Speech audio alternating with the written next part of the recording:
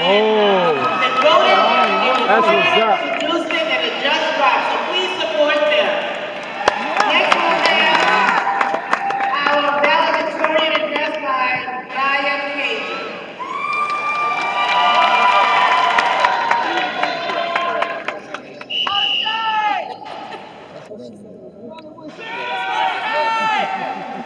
Good afternoon to the graduates, faculty, family, and friends.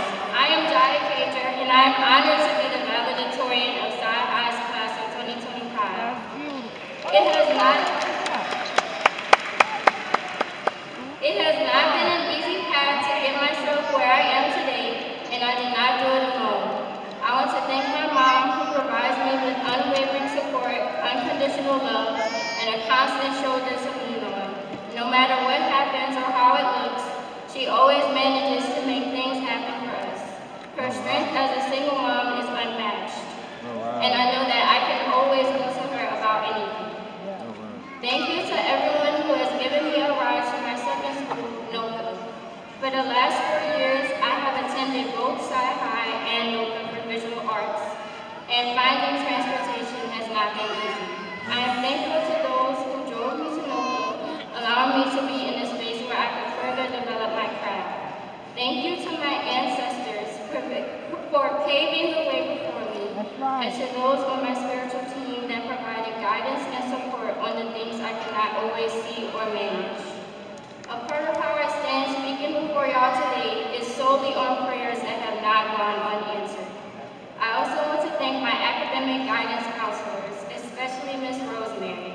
Ever since my freshman year, I would go into her office with an issue and leave with it resolved.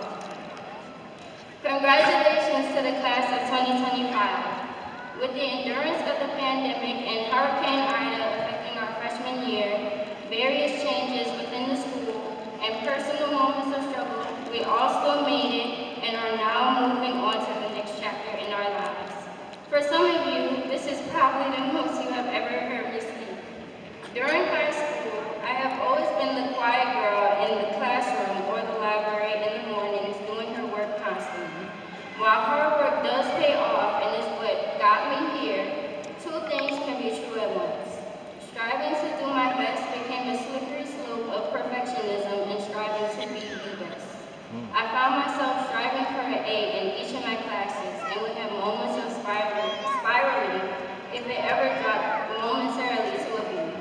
I took the ACT a total of 5 times. Wow. Once my freshman year, twice my sophomore year, once my junior year, and the final time my senior year.